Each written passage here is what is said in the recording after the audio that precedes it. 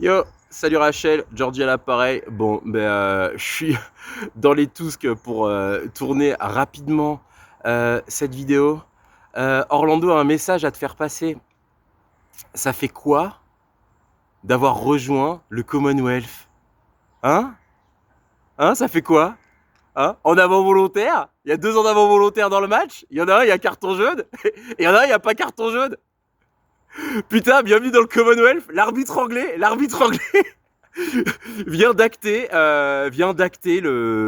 voilà l'entrée de Toulouse. Alors j'imagine, alors est-ce que c'est la ville de Toulouse, est-ce que c'est seulement Stade Toulousain ou est-ce que c'est un peu plus vaste?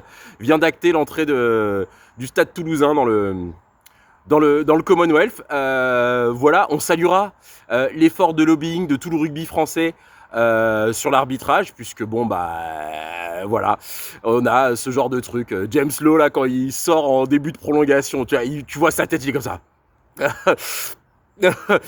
Tu vois, il revoit l'action en première mi-temps. Il y a un en avant volontaire d'Alexandre Roumain. Il n'y a pas carton. Et lui, il se voit privé pendant 10 minutes. Et puis à 15 contre 13, avec une élégance, une élégance involontaire.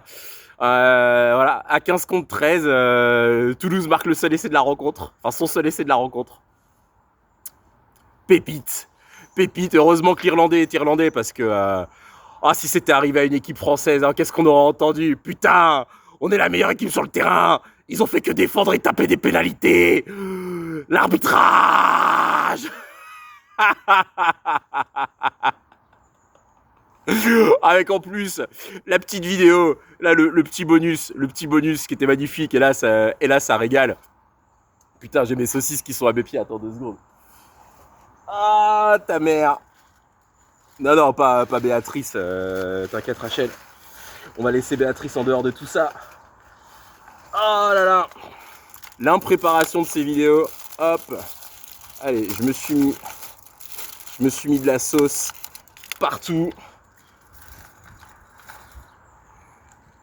Voilà. Petite saucisse pour fêter ça. C'est absolument pas végé. Mais bon, malheureusement, en ce moment, en termes de cantine, je suis au pays du gluten et de la bidoche. Faut faire des choix à chaque fois. Et je fais très souvent le choix du sans gluten, puisque l'objectif, c'est quand même de retrouver le droit de reprendre une activité sportive. Et voilà, ce qui m'empêche le plus d'être performant, c'est la consommation de gluten. Donc de temps en temps, il y a des petits écarts. Je cramerai des cierges auprès de la vache sacrée qui nous sert de divinité à nous autres végétariens. Ne t'en fais pas, Rachel. Voilà, petite saucisse pour fêter ça. Alors bien sûr, ça n'enlève à rien à la performance incroyable du Stade Toulousain. Mais la petite saucisse si on joue notre jeu, sous-entendu le jeu d'attaque que tout le monde loue depuis le début de la compétition, on leur en passe 40. Voilà, elle aura fait long feu celle-là.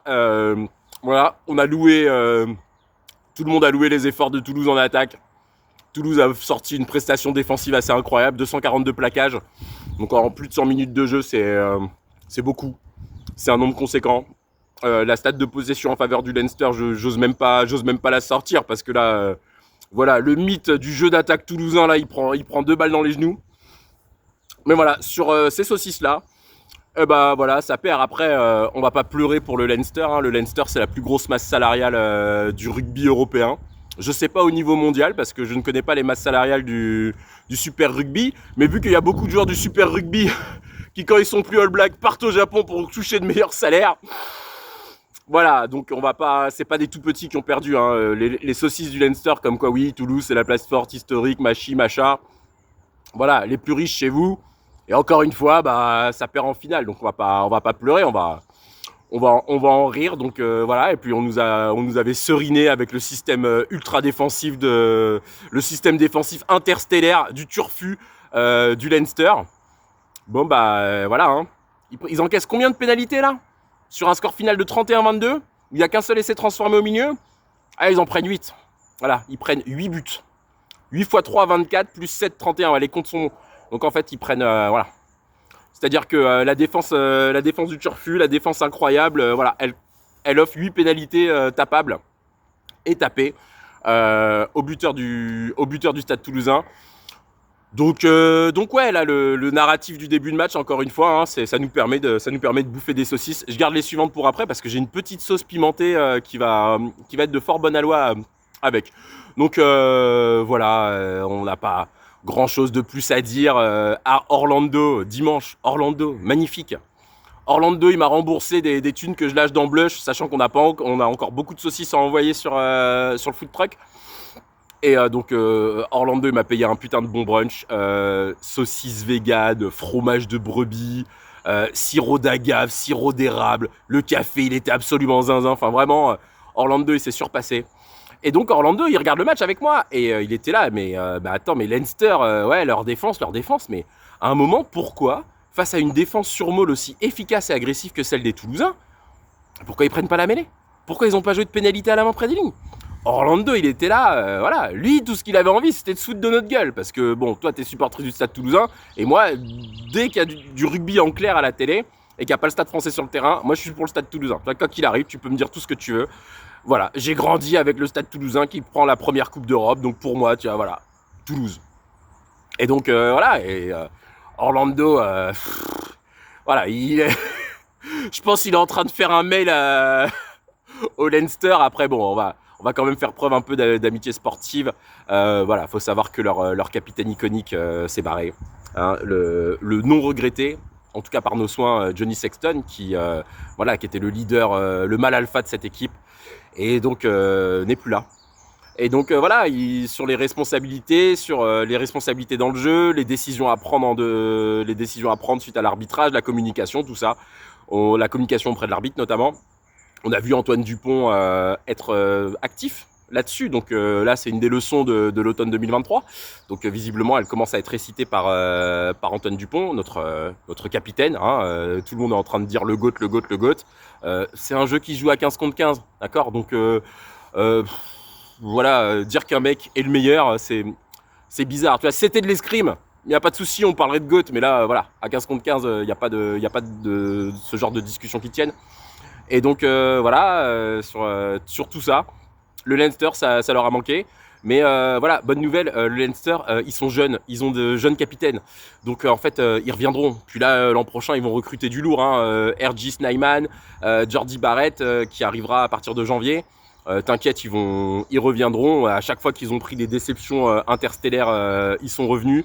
Donc je vois pas pourquoi ils reviendraient pas. Là, ils ont un URC à gagner, ils partent en Afrique du Sud en juillet. Enfin voilà, ils ont encore plein de choses à jouer.